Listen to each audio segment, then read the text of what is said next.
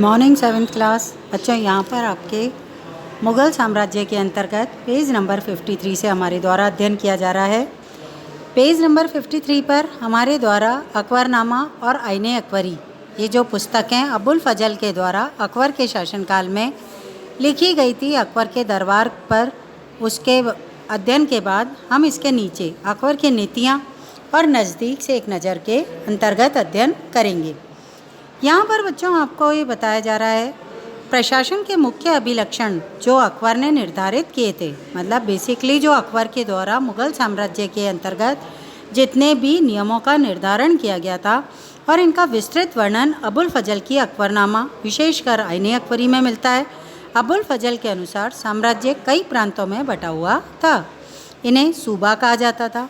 सूबों के प्रशासक सूबेदार कहलाते थे, जो राजनीतिक और सैनिक दोनों ही प्रकार के कार्यों का निर्वाह करते थे। प्रत्येक प्रांत के एक वित्तीय अधिकारी भी होता था, जिसे दीवान कहलाता था। देखो बच्चों, आपने मुग़ल साम्राज्य के अंतर्गत चाहे बाबर का शासनकाल देखा, चाहे हुमायूं का शासनकाल देखा, उन दोनों के शासनकाल की प्रमुख विशेषता यही रही थी कि उन दोनों को इतना समय नहीं मिला था कि वह मुग़ल साम्राज्य को स्थायित्व प्रदान कर सकते। बाबर की मृत्यु तो 1526 के अंदर, जब उसने पानीपत की लड़ाई इब्राहिम लोदी से लड़ी थी और 1527 में खानवा के मैदान में राणा सांगा को हराया था, उसके बाद ही स्थापित दिल्ली सल्तनत पर कर पाया था। लेकिन 1530 के अंदर ही वो मृत्यु को प्राप्त हो गया था, तो उसे एक लंबा टाइम मिला ही नहीं शासन व्यवस्था को सुचारू रूप से चलाने के लिए या व्यवस्थाएं बनाने के लिए। फिर हुमायूं को बैठाया गया, तो हुमायूं ने भी विरासत को अपने भाइयों में बराबर बांटकर आंतरिक कलह को उत्पन्न कर लिया। शेरशाह सूरी ने उसे चौसा के युद्ध में 1539 में हरा दिया था, 40 के अंदर दोबारा हरा दिया और उसे भारत से भगाकर ईरान की तरफ धकेल दिया गया था। 10 वर्षों के बाद ईरान के शासक की सहायता से उसने फिर से भारत में मुग़ल साम्राज्य की स्थापना की थी। इन सब के बाद उसकी 55 में मृत्यु हो गई। तो ऐसी स्थिति के अंतर्गत वहाँ पर भी हुमायूं को समय नहीं मिला कि मुग़ल साम्राज्य की व्यवस्थाओं को सुचारू रूप से व्यवस्थित कर पाता। नेक्स्ट टाइम पीरियड के अंतर्गत हमने देखा कि अकबर का शासनकाल आया। अकबर जो था एक लंबे टाइम पीरियड तक शासक रहा था भारत में मुग़ल साम्राज्य का। इसका जो शासनकाल था 3 भागों में डिवाइड किया गया, प्रारंभिक काल, मध्यकाल और उसके जीवन का अंतिम काल। इसमें उसने जो व्यवस्थाएं बनाई थी वो व्यवस्थाएं मुग़ल साम्राज्य के लिए नींव की ईंट या नींव का पत्थर सिद्ध हुई थी। उन्हीं व्यवस्थाओं को मुख्य रूप से अकबरनामा और आईने अकबरी, जो थर्ड पार्ट था अकबरनामा का, उन व्यवस्थाओं के बारे में अबुल फजल ने डिटेल में उसमें लिखा है बेटा। यहाँ पर उनके सूबेदारों के बारे में, आगे हम पढ़ रहे दीवान के बारे में। ये सब अध्ययन आपके ये व्यवस्थाएं जो थी आपके आईने अकबरी में मिलती हैं। और दूसरी चीज़ आपके द्वारा जो अकबरनामा और आईने अकबरी पुस्तक थी उसमें मिलने के साथ साथ अकबर के द्वारा ही ये व्यवस्थाएं उसके शासनकाल में स्थापित की गई थी बेटे।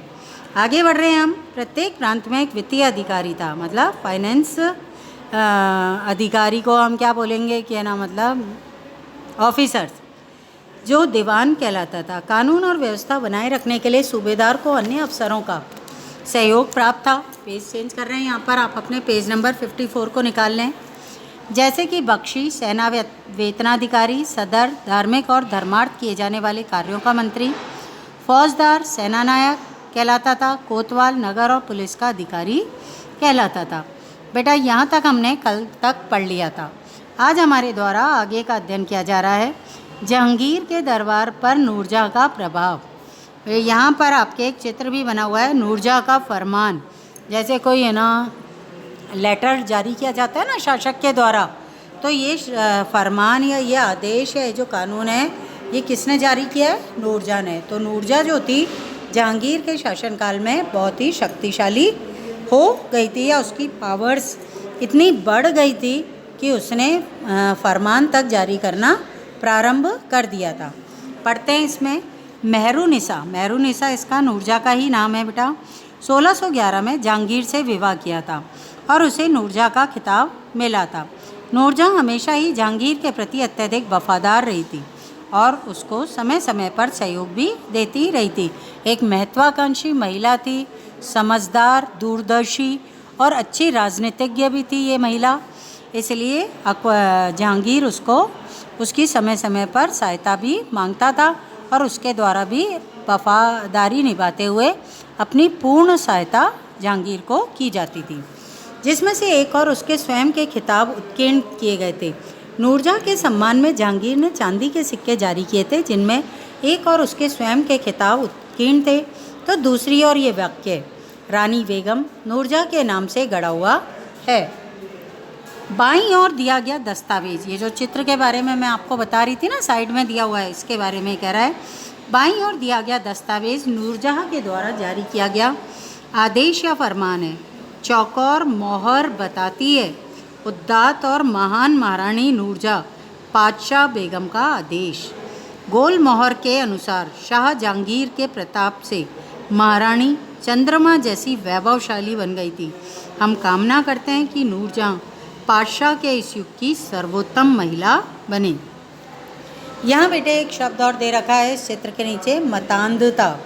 मतान्धता शब्द का क्या अर्थ है, ये उस टाइम पीरियड के आधार पे अपन पढ़ रहे हैं। ऐसी व्याख्या या कथन जिसे अधिकारपूर्ण कहकर ये आशा की जाती है कि उस पर बिना कोई प्रश्न उठाए उसे स्वीकार कर लिया जाएगा, मतान्धता कहलाता है।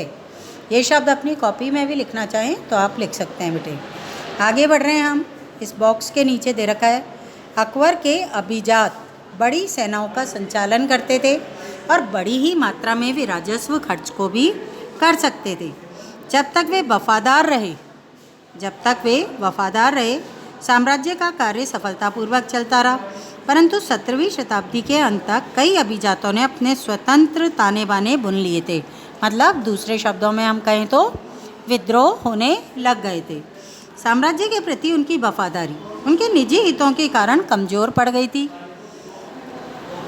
1570 में अकबर जब फतेहपुर सिकरी में था तो उसने उलेमा, ब्राह्मणों, जेसुइट जो पादरी थे, जो रोमन कैथोलिक थे और जरदुश्त धर्म के अनुयायियों के साथ धर्म के मामलों पर भी चर्चा करना शुरू कर दिया था। ये चर्चाएं इबादत खाना में हुई। नोट कर लो बेटा। विभिन्न धर्मावलंबियों की सहायता से उसके द्वारा इबादत खाने के अंदर अपने अपने धर्म की अच्छाइयों और बुराइयों पर विस्तृत चर्चा या विचार विमर्श करवाया जाता था। अकबर की रुचि विभिन्न व्यक्तियों के धर्मों और रीति रिवाजों में थी। इस विचार विमर्श से अकबर की समझ बनी, समझ से मतलब वो मैच्योर हुआ कि जो विद्वान धार्मिक रीति और मतान्धता पर बल देते हैं वे अक्सर कट्टर होते हैं। मतलब हम यदि मुसलमान हैं तो हमें कट्टरतापूर्ण इस नीति को नहीं अपनाना चाहिए, बल्कि अन्य धर्मों को भी साथ में लेकर सम्मानपूर्ण स्थान देकर हम अपने साम्राज्य का अधिक मजबूती से शासन स्थापित कर सकते हैं। तो ये जो समझ उसमें उत्पन्न हुई थी, ये किस कारण से हुई थी? जब उसके द्वारा विभिन्न धर्मों के लोगों को समय समय पर मतलब बार बार विचार विमर्श के लिए बुलाया जाता था और इबादत खाने में ये विचार विमर्श लंबे समय तक किया जाता था। तो उसकी ये समझ उत्पन्न हुई थी कि साम्राज्य के संगठन के लिए और साम्राज्य की सुदृढ़ता के लिए सभी धर्मों को साथ में लेकर कार्य करना है, ना कि कट्टर बनकर कार्य करना है। आगे बढ़ रहे हैं अपन। उनकी शिक्षाएं प्रजा के बीच विभाजन और असामंजस्य पैदा करती हैं। ये अनुभव अकबर को सुलह कुल या सर्वत्र शांति के विचार की ओर ले गया। ये लाइन नोट कर लेना। उनकी शिक्षाएं प्रजा के बीच विभाजन और असामंजस्य पैदा करती हैं। ये जो अनुभव उनको हुआ था, जिसमें उनकी समझ बनी थी धार्मिक रीति और मतान्धता पर बल देने वाले विचारकों के संबंध में, वो उसे सर्वत्र शांति और सुलह कुल की तरफ ले गया।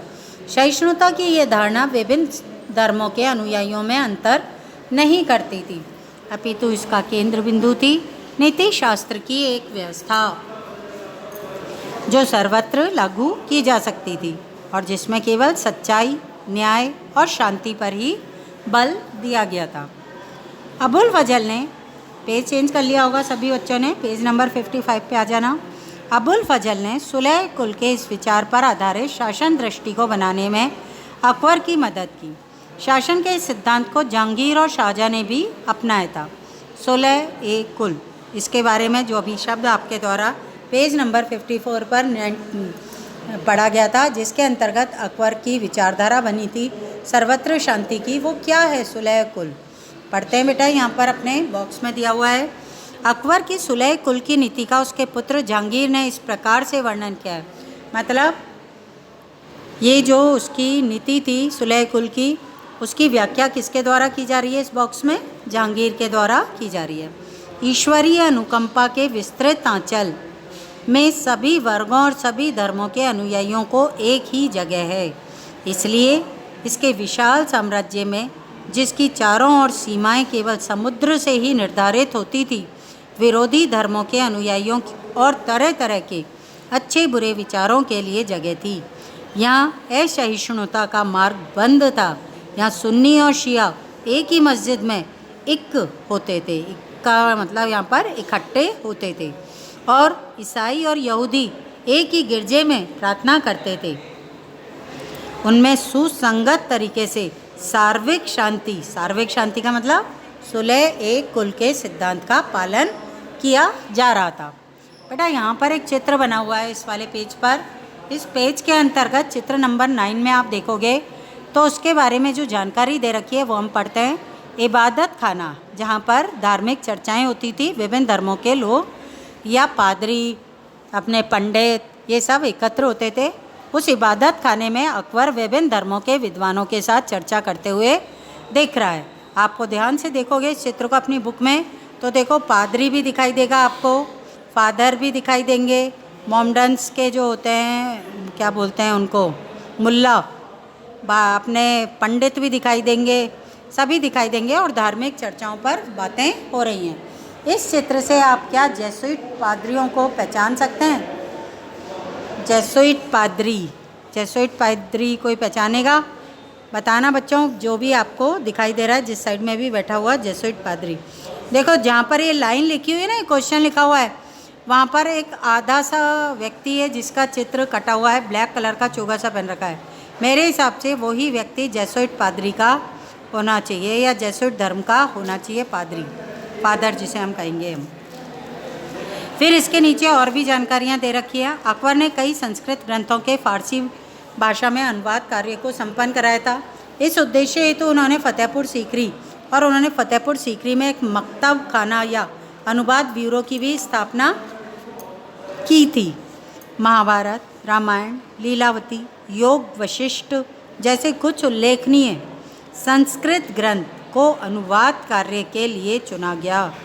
रज्यनामा, जो महाभारत का फारसी अनुवाद है, में महाभारत की घटनाओं का विस्तृत चित्रांकन है। आज के लिए बच्चों हमारा इतना ही लेसन होगा। कल नेक्स्ट क्लास के अंदर इस चैप्टर को फिनिश करने का प्रयास किया जाएगा और फिर हम उसके क्वेश्चन आंसर्स करेंगे। थैंक यू बेटा।